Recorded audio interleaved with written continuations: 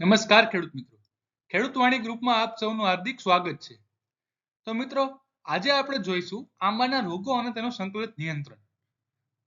તો એમાં મુખ્ય 3 રોગ છે જે ખેડૂતોને વધારે સંકટમાં મૂકતા હોય છે. પહેલું છે આંબાનો ભૂકી છારો. બીજું છે કાળવરણ એટલે કે એને આપણે એન્થ્રેક્નોઝ પણ કહી શકીએ છીએ.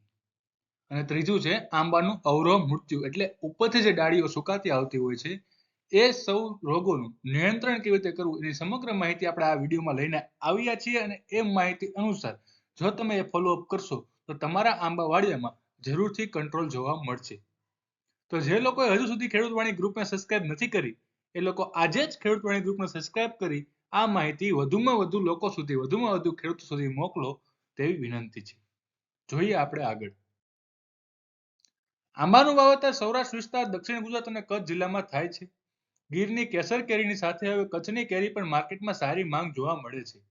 આંબામાં આવતું ફળ કેરીના ઉત્પાદનમાં હવામાનના રોગો, જીવાત અગત્યના પરિબળો છે. તે પૈકી રોગ અને જીવાતથી ઘણું બધું નુકસાન પણ થાય છે.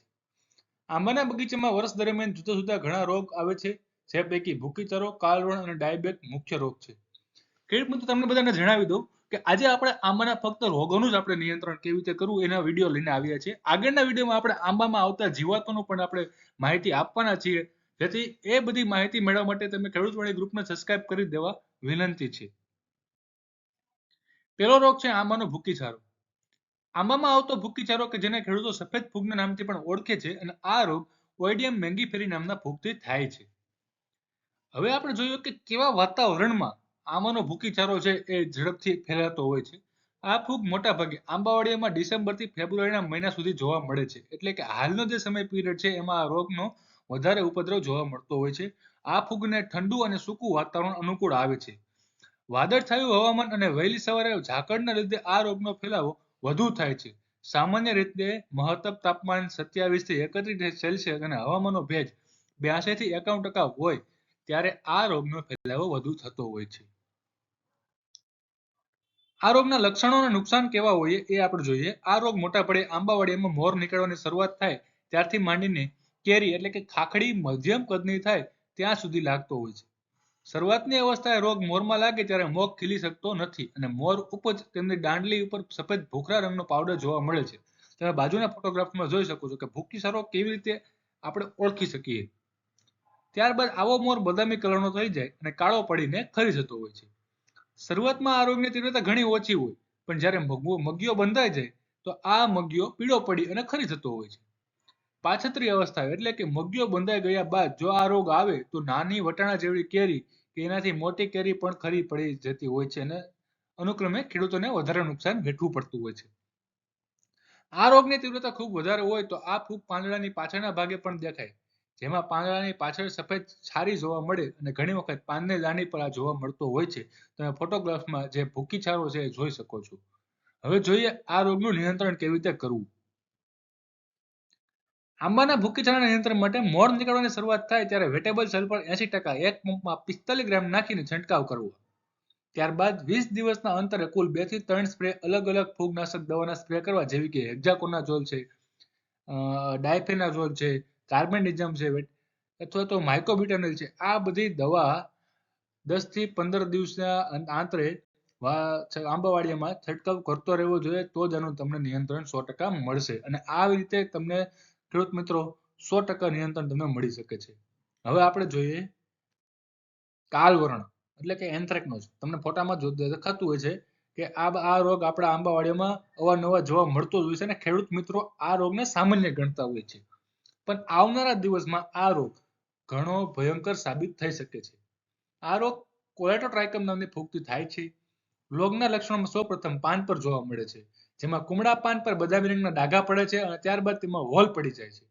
કુપળ અને ઉપરની ડાળીઓ ચીમડીને સુકાઈ જાય છે. મોર ઉપર લાગે તો મોર પણ બદામી રંગના ધાબા પડે છે અને પાછળથી કાળો કલર મોર સુકાઈ જાય છે. મગિયો બંધાયેલો હોય તો કાળો પડી ખરી જાય છે અને ઘણી વખત આવો મગિયો કાળો પડી ડાળી સાથે ચોંટાઈ જાય છે. તમે નીચે કેરી છે, પાન છે, મોર છે, તમે એના પર કેવી અસર થાય છે એના સંપૂર્ણ ફોટોગ્રાફ્સ નીચે બતાવેલા છે. અને આ રોગ આપણા આંબાવાડિયામાં અવારનવાર જોવા મળતો જ હોય છે. રોગિષ્ટ ડાળીઓ, પાન અને ફળ બગીચામાંથી ભેગા કરી એને નાશ કરી દેવો જોઈએ.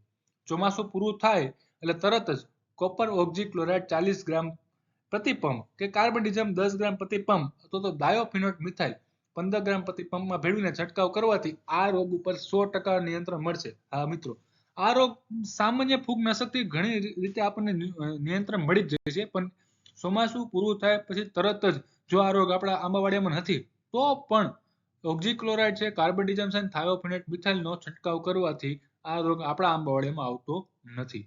ત્રીજો રોગ જોઈએ આપણે, એ છે આંબાનું અવરો મૃત્યુ, એટલે ઉપરથી આંબો સુકાતો આવે છે અને આ રોગ પણ આવનારા દિવસોમાં ઘણો બધો જોવા મળી શકે છે, કેમ કે હાલમાં પણ ખેડૂતોને સૌથી મોટી સમસ્યા છે કે આંબાની ડાળીઓ સુકાવા મળી છે અને આ સૌથી મોટું કારણ છે આજનું વાતાવરણના અસરના કારણે આંબાની ડાળીઓ સુકાવાનો રોગ ભયંકર પ્રમાણે ઉપદ્રવ વધી રહ્યો છે અને જો આપણે એનું નિયંત્રણ નહીં કરીએ તો એનું નુકસાન ખેડૂતોએ ભોગવવું પડશે. આ રોગ છે લેસિડોપ્ટેરા થિયોબામી નામની ફૂગથી થાય છે. આખા વર્ષ દરમિયાન આ રોગ જોવા મળે છે. ઝાડની ઉપરની ડાળીઓ નીચે તરફ સુકાતી જાય છે અને તેમાંથી પાન ખરી પડે. ઘણી વખત ઝાડની છાલ પણ કાળી પડી જાય, તેમાંથી ચીકણા ગુંદર જેવું પ્રવાહી નીકળે. રોગીશ ડાળીઓ સંકોચાતી હોય તેવું દેખાય છે અને ફોટોગ્રાફ્સમાં તમે ક્લિયરલી જોઈ શકો છો. તેનું નિયંત્રણ કરવા માટે આ રોગ ઘણી વખત છે ને નર્સરીમાંથી આવતો હોય, જેથી કરીને કલમો બનાવવા માટે તંદુરસ્ત માતૃછોડ અને ડાળીઓનો ઉપયોગ કરવો. તમે જ્યારે નર્સરી કલમ બનાવતા હોય તેમાંથી માતૃછોડ છે એ તંદુરસ્ત હોવી ખાસ જરૂરિયાત છે. દેશી ખાતરનો પૂરતા પ્રમાણમાં ઉપયોગ કરવાથી આ રોગ લાગવાની શક્યતા ઘટાડી શકાય છે. નવી તૈયાર કરેલી કલમોને સીધી જ સૂર્યપ્રકાશમાં ના લાવતા ધીમે ધીમે તડકો ખવડાવવો. રોગીશ ડાળીઓને કાપીને નાશ કરવો, ત્યારબાદ કાર્બેન્ડિઝમ દવા 1 પંપમાં 15 ml ભેળવીને છંટકાવ કરવાનો છે. આપણે જે આંબાવાડિયામાં ડાળીઓ સુકાતી હોય ખેડૂત મિત્રો, એને આપણે તોડીને અથવા તો કાપીને એને સળગાવી દેવી, જેથી કરીને આ રોગ એ ડાળીમાંથી ફેલાઈને બીજી ડાળીઓમાં ના આવે. તો આ હતા આંબાના મુખ્ય 3 રોગ જે હાલમાં ખેડૂતોને ઘણું બધું નુકસાન પહોંચાડી રહ્યા છે. આવનારા વિડીયોમાં આપણે જોવાના છે આંબાના જીવાતો, જે જીવાત આંબાનામાં ઘણું બધું નુકસાન પહોંચાડી રહ્યા છે. તો એ વિડીયો જોવા માટે આજે જ ખેડૂતવાણી ગ્રુપને સબસ્ક્રાઇબ કરી દેવાની નમ્ર વિનંતી છે. જો તમને આ વિડીયો પસંદ આવ્યો હોય તો લાઈક કરો, શેર કરો અને સબસ્ક્રાઇબ કરો.